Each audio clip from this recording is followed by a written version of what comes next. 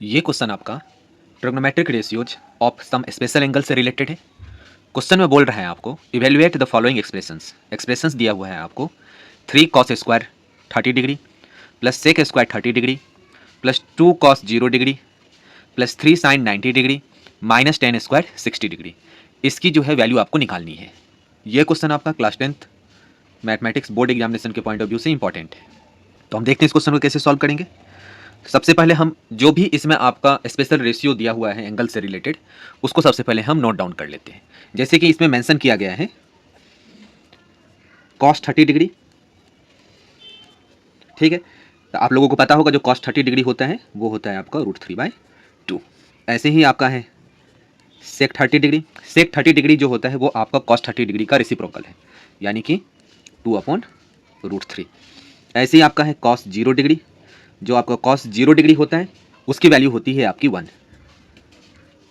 फिर आपका इसमें है sin 90 डिग्री, वो आपका सेम ही होता है जो आपका cos 0 डिग्री होता है, यानी कि 1। एंड लास्टली बचा आपका tan 60 डिग्री। tan 60 डिग्री होता है आपका sin 60 degree upon cos 60 degree. तो sin 60 डिग्री होता है आपका √3/2 और cos 60 डिग्री होता है 1/2। तो 1 इसको जब भी हम डिवाइड करेंगे तो 2 से 2 कैंसिल होगा, तो बचेगा आपका √3। अब हम इस क्वेश्चन को सॉल्व करते हैं। हमें क्या दिया हुआ है 3 cos² 30 degree plus sec² 30 degree plus 2 cos 0 degree plus 3 sin 90 degree minus 10² 60 degree. इसको सबसे पहले हम थोड़ा सा और सिंप्लीफाई कर लेते हैं। तो इसको हम लिख सकते हैं 3 cos² 30 डिग्री को लिख सकते हैं cos 30 डिग्री की होल स्क्वायर। क्यों? अगर आपको sin² थीटा है तो इसका मतलब ये आपका sin थीटा का होल स्क्वायर है, ठीक है। ऐसे हम sec 30 डिग्री का होल स्क्वायर लिख सकते हैं sec² 30 डिग्री को plus 2 cos 0 degree plus 3 sin 90 degree. Again tan² 60 degree को हम लिख सकते हैं tan 60 डिग्री का होल स्क्वायर। हमें एग्जामिनेशन में भी ऐसे ही सॉल्व करना है। अब देखो, अब जो वैल्यू है उसको पुट करना है। तो cos 30 डिग्री √3/2 होता है, यानी कि √3/2 का होल स्क्वायर। अब देखिए sec 30 डिग्री जो है आपका वो होता है 2/√3।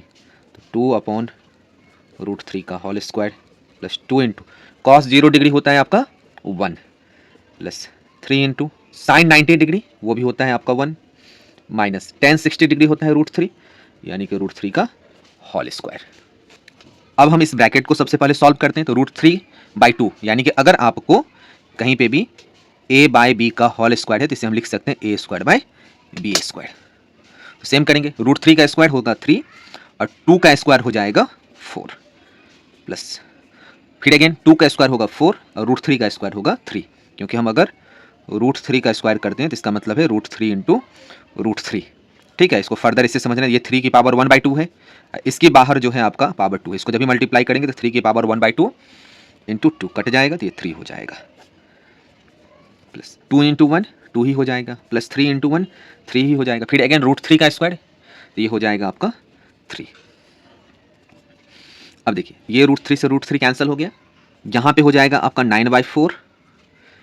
ये हो जाएगा, पहले हम न्यूमरेटर को न्यूमरेटर से मल्टीप्लाई करेंगे, इसके नीचे कुछ नहीं है तो 1, इस 1 को 4 से मल्टीप्लाई करेंगे तो 4 1 जा 4 3 3 जा 9 प्लस ये हो जाएगा 4/3 प्लस 2। इसके नीचे कुछ नहीं है तो इसका मतलब इसके नीचे 1 है। अब हम एलसीएम लेते हैं, तो एलसीएम डिनोमिनेटर का होता है 4 और 3, इसका एलसीएम आपका 12 होगा, ठीक है।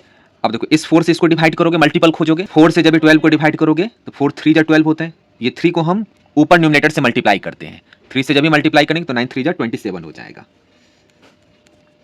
फिर अगेन इस 3 से 12 को डिवाइड करेंगे तो इसका मल्टीपल 4 आएगा, इस 4 से इसके न्यूमरेटर में मल्टीप्लाई करेंगे तो ये आपका 16 हो जाएगा। अगेन इस 1 से इस 12 को डिवाइड करेंगे तो 12 1 जा 12, इस 12 को इसके न्यूमरेटर में मल्टीप्लाई करेंगे तो ये आपका 24 हो जाएगा। यहाँ से क्या मिलेगा आपको, अब इसको सम अप करेंगे तो 7 6 एंड 4 यूनिट डिजिट पे इसको हम जब भी सम करेंगे तो 6 और 4 को जोड़ेंगे तो 10 10 में 7 जोड़ेंगे तो 17 17 का 7 हो गया आपका, कैरी 1 होगा।